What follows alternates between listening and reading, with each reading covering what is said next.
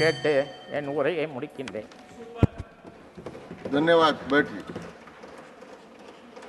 श्री राघव चड्ढा जी. Sir आमतौर पे देखा जाता है 20 मिनट्स.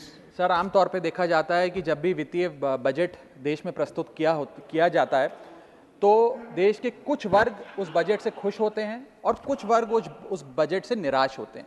लेकिन इस बार सरकार ने वो अचीव कर लिया जिसे अचीव करना संभव ही नहीं था.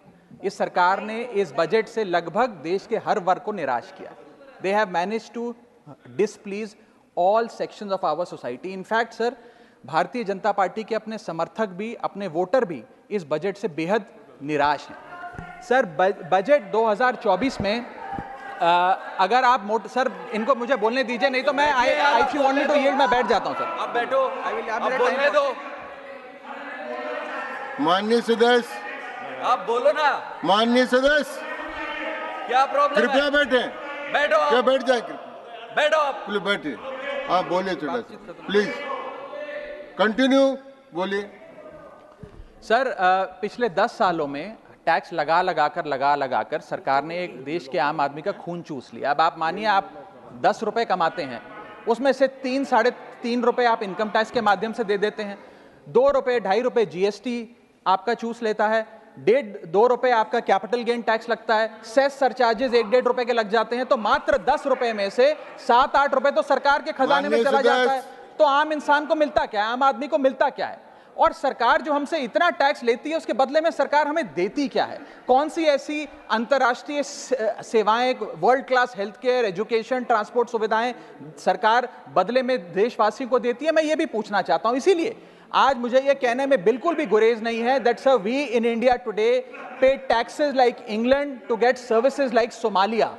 सर मैं अपने इस भाषण को सर 2 भाग में बांटूंगा. पहले भाग में मैं सर सरकार की इतनी दुर्दशा 2024 के चुनावों में क्यों हुई और आज की आर्थिक स्थिति क्या है उस पर बात करूंगा, और दूसरे भाग में कुछ सुझाव भी सरकार को दूंगा. सर पहले 2019 में भारतीय जनता पार्टी की 303 सीटें थी. देश की जनता ने उन सीटों पर 18% जीएसटी लगाकर इनको 240 सीटों पर ला खड़ा किया. सर इसके कई कारण बताए जाते हैं. कोई कहता है कि धर्म का कार्ड नहीं चला, कोई कहता है जातीय कारण है, तो कोई कहने लगता है कि टिकट डिस्ट्रीब्यूशन में कमी रही. सर ये सब ऊपरी कारण है. मैं 3 कारण बताता हूं जिस वजह से भारतीय जनता पार्टी की ये दुर्दशा हुई. पहला कारण है इकोनॉमी, दूसरा कारण है इकोनॉमी, और तीसरा कारण भी है इकोनॉमी. सुनिए प्लीज. ये सर मैं बैठ जाता हूं. ये राष्ट्रपति के अभिभाषण पर चर्चा नहीं है, ये आम बजट पर चर्चा है. माननीय राघव चड्ढा जी आपस में बात नहीं करें. माननीय राघव चड्ढा जी, ये राष्ट्रपति के अभिभाषण पर चर्चा नहीं है, ये आम बजट पर चर्चा. बोलिए आप. सर बजट पे आप बोलो. आप बजट पर बोलिए. आम बजट. सर अगर आपने मेरी पूरी बात सुनी होती तो शायद इतनी आपत्ति इन लोगों को ना होती. सर मैं यही कहना चाह रहा हूं कि कई कारण बताए जाते हैं चुनावी हार के, लेकिन मेरे मुताबिक 3 महत्वपूर्ण कारण है. पहला कारण इकोनॉमी, दूसरा कारण इकोनॉमी, और तीसरा कारण भी इकोनॉमी. मैं इकोनॉमी की बात कर रहा हूं, चुनावों की बात नहीं कर रहा. सर पहला कारण. सर मैं बैठ जाता हूं सर, इनको चिल्लाने दीजिए, मैं बैठ जाता हूं सर. माननीय सदस्य बैठिए. जब आपका समय आए तो आप बता देना दिल्ली में कैसे आ रहे. अभी उनको बोलने दीजिए. बोलिए. अभी उन्होंने बना दिया है. बोलिए.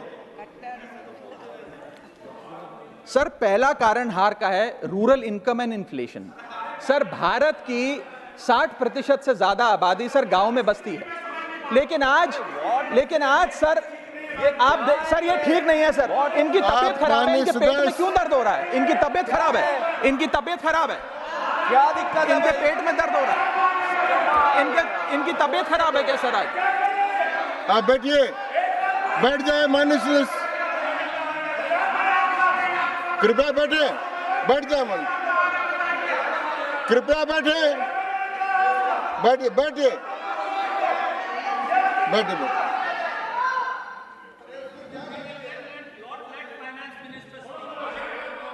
आप माननीय सदस्य डिस्टर्ब मत करें, इनको बोलने दें. आपको बोलने का अवसर मिलेगा, अभी इनको बोलने दें. हाँ सर मैंने 2.5 मिनट बोला, उसमें 5 बार इन्होंने इंटरप्ट किया है. मैं अपना समय सूद समेत इनसे वसूलूंगा सर। सर मैं आगे चलता हूं सर। इस देश में सर पहला मेरा कारण था, ब्याज की आदत ठीक नहीं है sir, rural income and inflation. Sir आज rising rural inflation, rural unemployment, low crop yield, income inequality, farmer debt, high input cost, low income, no MSP और क्रॉप लॉसेस के चलते यह आलम है सर कि रूरल इनकम ग्रोथ वित्तीय वर्ष 23-24 में डेकेडल लो पे है, डेकेडल लो पे। और सर इसी के साथ साथ किसानों की आय दुगना करने का वादा था, स्वामीनाथन कमीशन के अनुसार एमएसपी देने का वादा था, वो वादे जब पूरे नहीं हुए तो आलम यह है सर कि पिछले 25 महीने लगातार रियल रूरल वेजेस डिक्लाइन पर हैं लगातार। और इसके साथ साथ यूपीए के दौरान, कांग्रेस पार्टी की सरकार के दौरान फार्म वेजेस में 8.5% का इजाफा देखा गया था, एनडीए 1 के दौरान 3% और एनडीए 2 के दौरान -0.6% का इजाफा देखा गया, यानी कि रूरल वेजेस गिरती जा रही हैं। सर मैं ऐसे साधारण भाषा में समझाता हूं सर। सर 2014 में एक दिहाड़ी मजदूर एक दिन की अपनी दिहाड़ी से 3 केजी अरहर की दाल खरीद सकता था सर। सर आज वही दिहाड़ी मजदूर वर्ष 2024 में एक दिन की दिहाड़ी से 1.5 केजी अरहर दाल खरीद पा रहा है, यानी कि महंगाई भी बढ़ रही है और उसकी आमदनी भी घट रही है। इसका नतीजा क्या हुआ सर? इसका नतीजा यह हुआ कि इनका वोट शेयर घटा, रूरल एरियाज में 5% भाजपा का वोट शेयर घटा, इनके खुद के यूनियन एग्रीकल्चरल मिनिस्टर चुनाव हार गए और 398 रूरल सीट्स में से 2019 में इनको 236 मिली थी, आज 398 सीट्स में से इस बार मात्र 165 सीटें मिली हैं, यानी कि रूरल इंडिया में इनको नकार दिया गया है सर। सर दूसरा मेरा जो आज देश में आर्थिक स्थिति है जिसके कारण इनकी भी ये चुनावों में दशा हुई, उसका है फूड इन्फ्लेशन। सर थाली का बजट बिगड़ गया सर, आटा हो, दूध हो, चावल हो, दही हो, हर वस्तु पे महंगाई का आलम है, जीएसटी का आलम है और लगातार इस देश में फूड इन्फ्लेशन बढ़ता जा रहा है। 9 से 9.5% के लगभग आसपास फूड इन्फ्लेशन मंडरा रही है सर इस देश में। और मैं पूछना चाहता हूं सरकार से कि वो कमोडिटीज जिसमें हम सेल्फ सफिशिएंट थे, वो कमोडिटीज जिसमें हम एक्सपोर्ट किया करते थे, उसमें कैसे महंगाई घुस गई? और अगर वो कमोडिटीज भी महंगी हो गई हैं तो उसका फायदा किसान को क्यों नहीं मिलता? वो सारा पैसा जा कहां रहा है? ये एक बड़ा महत्वपूर्ण सवाल है सर। आटा 2014 में 21 रुपए प्रति केजी बिका करता था, आज 42 रुपए प्रति केजी हो गया है। दूध 30 रुपए प्रति लीटर के आसपास बिका करता था वर्ष 2014 में, आज 2024 में 70 रुपए प्रति लीटर बिकता है सर। देसी घी 2014 में 300 रुपए प्रति केजी पे बिका करता था, आज 2024 में 675 रुपए प्रति केजी बिकता है। अरहर की दाल 80 रुपए प्रति केजी बिका करती थी 2014 में, आज 230 रुपए प्रति केजी बिक रही है और न जाने कितनी वस्तुओं के दाम आसमान छू रहे हैं सर। और अगर यही रफ्तार रही महंगाई की तो जितनी रफ्तार से 303 से 240 पर आए हैं उससे तेज रफ्तार से 240 से 120 पर आएंगे सर ये लोग। Sir third reason is unemployment, यानी कि बेरोजगारी। सर इनफॉर्मल सेक्टर हो या फॉर्मल सेक्टर हो, अनऑर्गेनाइज सेक्टर हो या ऑर्गेनाइज सेक्टर हो, हर जगह अनएम्प्लॉयमेंट है। और सीएमआई की रिपोर्ट यह बताती है कि अनएम्प्लॉयमेंट दर ऑर्गेनाइज सेक्टर की इस देश में 9.2% है। अनऑर्गेनाइज सेक्टर की तो बात ही भूल जाइए, ऑर्गेनाइज सेक्टर की अनएम्प्लॉयमेंट दर 9.2% है। और हम लोग अपने देश के ह्यूमन रिसोर्सेज को किस कागार पे लाकर खड़ा कर दिया है उसका आलम देखिए सर। उत्तर प्रदेश सरकार के सचिवालय में पीएन की पोस्ट के लिए 368 नौकरियां निकली, 23 लाख लोगों ने उसके लिए आवेदन पत्र दिए। इंडियन रेलवेज के ग्रुप डी एम्प्लॉइज में 63,000 पोस्ट निकली, उसके लिए 2.5 करोड़ लोगों ने आवेदन पत्र दिए। 2.5 करोड़ ऑस्ट्रेलिया की आबादी से भी ज्यादा है सर।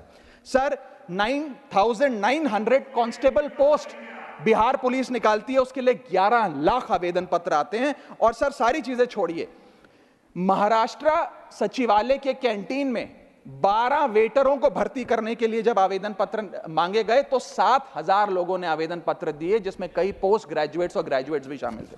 सर यह बेरोजगारी का आलम है। चौथा, की सेक्टर स्टैग्नेशन। जितने की सेक्टर्स हैं इस देश में, कंस्ट्रक्शन हो, ट्रेड हो, जो इंप्लॉयमेंट क्रिएट करते उसमें एक स्टैग्नेशन आता जा रहा है। और इंडस्ट्री का इन्वेस्टमेंट जिसे कहते हैं ग्रॉस फिक्स्ड कैपिटल फॉर्मेशन, वो लगातार घटती जा रही है। और मुझे बताते हुए दुख है कि न्यू प्राइवेट इन्वेस्टमेंट वित्तीय वर्ष 24-25 के पहले क्वार्टर में 25 ईयर लो पर आ खड़ी है, यानी कि निवेश नहीं कर रही है इंडस्ट्री आज भारत देश की। सर, पांचवा कारण है गिरती हुई पर कैपिटा इनकम, यानी कि प्रति व्यक्ति आय। देश के 12 राज्यों में लगातार पर कैपिटा इनकम घटी, उन 12 में से 9 राज्यों में भारतीय जनता पार्टी का वोट शेयर भी घटा।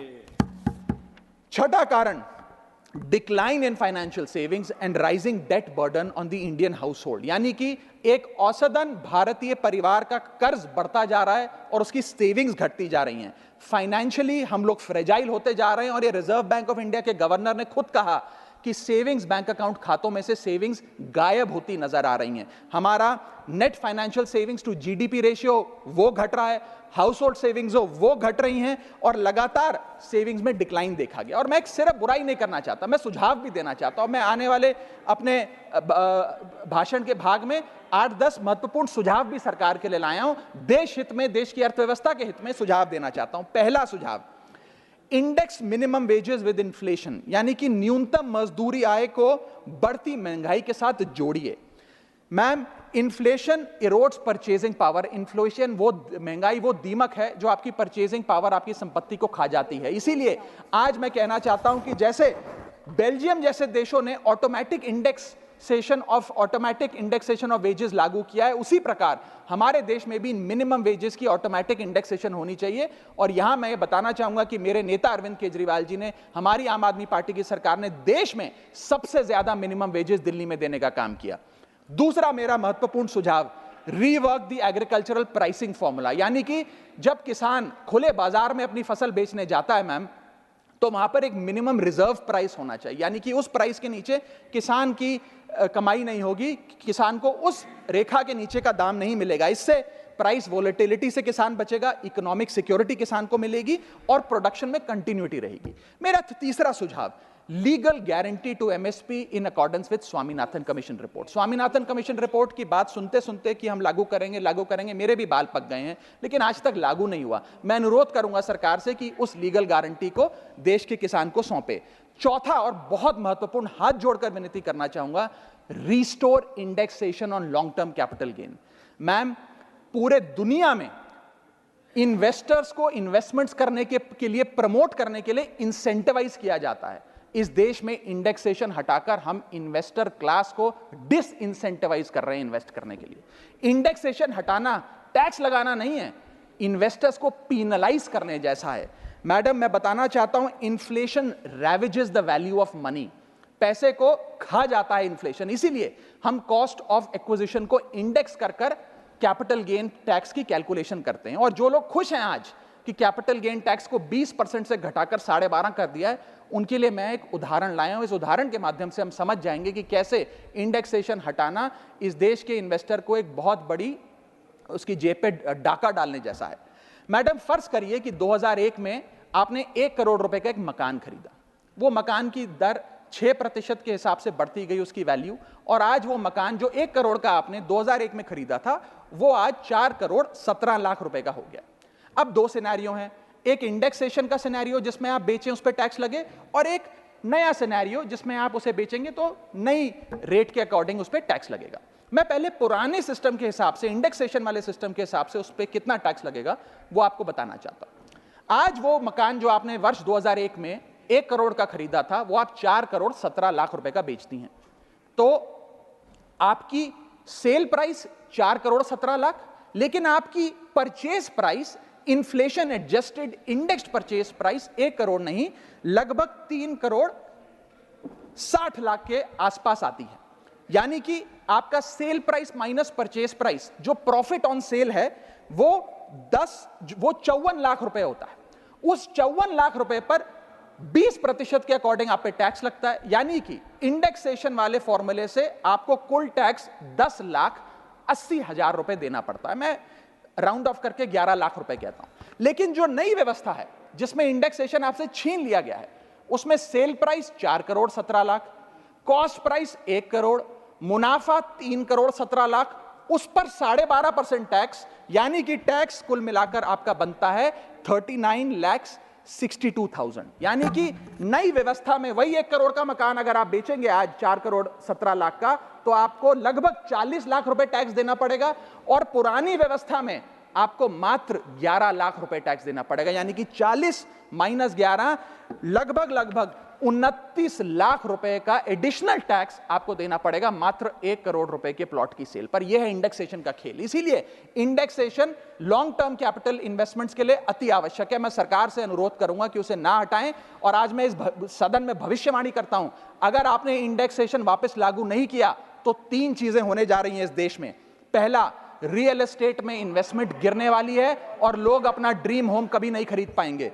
दूसरा, अंडर वैल्यूएशन होगी प्रॉपर्टी डील्स की, सब लोग सर्कल रेट पे प्रॉपर्टी खरीदेंगे बेचेंगे, कोई असल कीमत नहीं बताएगा। और थर्ड थिंग जो इस देश में होने जा रही है, रियल एस्टेट सेक्टर में भारी तादाद में ब्लैक मनी आने जा रहा है अगर आपने ये इंडेक्सेशन का फैसला वापस नहीं लिया। मेरा 5वां सुझाव सरकार को, फाइनेंशियल सेविंग्स को इंसेंटिवाइज करिए। डेट में, इक्विटी में, म्यूचुअल फंड्स में, बैंक डिपॉजिट्स में फाइनेंशियल इन्वेस्टमेंट्स, और खास करके जो 24 से 36 महीने से अधिक लोग अपनी इन्वेस्टमेंट रखते हैं उन्हें इंसेंटिवाइज करिए, टैक्स मत करिए, पेनलाइज मत करिए। और मैं कहूंगा आने वाले समय में आपको लॉन्ग टर्म कैपिटल गेन पे टैक्स अबॉलिश करने के लिए भी सोचना चाहिए, ना कि उसे सिर्फ कम करना चाहिए। छठा मेरा सुझाव, review, revise and simplify GST. GST जिसे गहरा संकट टैक्स या गब्बर सिंह टैक्स के नाम से आज देशवासी जानते हैं, रोटी हो, कपड़ा हो, मकान हो, हर चीज पे जीएसटी लगा लगा कर हमने इस देश के इन्फ्लेशन पर भी जीएसटी लगा दिया, सारी चीजें महंगी हो गई। मेरा सुझाव है सरकार से कि इस जीएसटी के पूरे फ्रेमवर्क को कॉम्प्रिहेंसिवली स्टडी कर रिवाइज करिए। एक्सपोर्ट ओरिएंटेड सेक्टर्स में जीएसटी कम करिए ताकि हम ग्लोबली कंपेटिटिव बन सकें। एसएमई सेक्टर जो नौकरियां देता है, छोटे उद्योग हैं, उसमें जीएसटी कम करिए। और एसेंशियल कमोडिटीज, दूध, दही, चावल, रोटी, चावल, आटा, उस पर कम से कम जीएसटी विड्रॉ करिए। मेरा 7वां मेरा सुझाव, give more to states. India is a union of states. States की जेब में थोड़ा पैसा डालिए। कोलिशन पॉलिटिक्स के कंपल्शन हम समझते हैं कि आपको बिहार को, आंध्र प्रदेश को ज्यादा पैसा देना था, लेकिन उन राज्यों ने जिन्होंने आपको भरपूर वोट दिया, गुजरात ने, दिल्ली ने, मध्य प्रदेश ने, उड़ीसा ने, झारखंड ने, छत्तीसगढ़ ने, जिन लोगों ने अपने राज्यों की लगभग सारी सीटें आपकी झोली में डाल दी, उनसे क्या गलती हुई? उन राज्यों को आपने दिया एक एक झुंझुना और बाकी 2 राज्यों को पे सब कुछ लौटा दिया। तो ये डिस्क्रिमिनेटरी फेडरलिज्म नहीं होना चाहिए, कोऑपरेटिव फेडरलिज्म होना चाहिए। ये गुहार में लगाना चाहूंगा। और इस सरकार को एक बुरी आदत है सेस और सरचार्ज लगाकर पैसा वसूलने की। सेस और सरचार्ज वो टैक्स है सरकार का जिसे उन्हें राज्यों के साथ बांटना नहीं पड़ता, वो डिविजिबल पूल में नहीं जाता।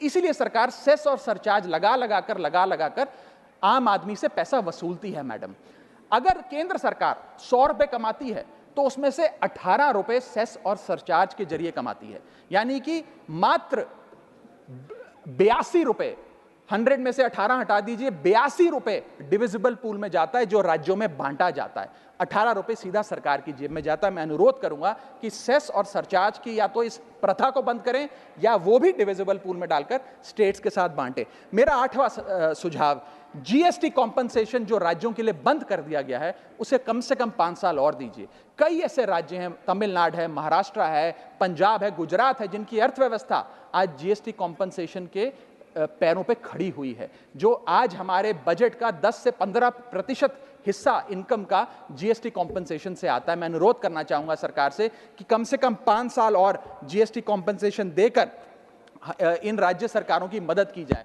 और अंत में बस मैं यही अपनी बात बोलकर खत्म करूंगा मैडम, कि इस बजट ने टैक्स बढ़ा बढ़ाकर इस देश के आम आदमी के खून चूसने का काम किया। मैं अनुरोध करूंगा कि डायरेक्ट टैक्स हो या इनडायरेक्ट टैक्स हो, इस पूरी व्यवस्था पे एक बार फिर से गौर फरमाया जाए। जो मैंने शुरुआत में कहा था उसे दोहराऊंगा, हम 10 रुपए अगर कमाते हैं तो उस पर 3-3.5 रुपए इनकम टैक्स लगता है, उस पर 2 से 2.5 रुपए जीएसटी खा जाता है, 1.5 रुपए का कैपिटल गेन टैक्स लगता है, आधे पैसे का सरचार्ज और सेस लगता है, यानी कि 10 रुपए में से 6 से 7 रुपए सरकार की जेब में चले जाते हैं। यानी कि अगर आप साल में 10 रुपए कमा रहे हैं तो 7 से 8 महीने की जो आपकी कमाई है वो सरकार ले जाती है, मात्र 3-4 महीने की कमाई आपकी जेब में आती है, और उस पर भी अन्य प्रकार के टैक्स लगते हैं।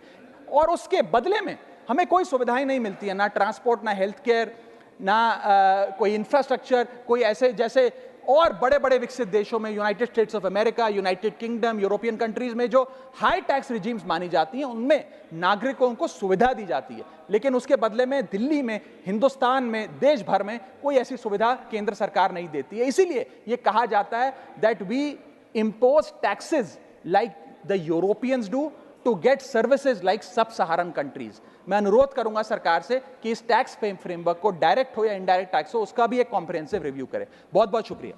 धन्यवाद। माननीय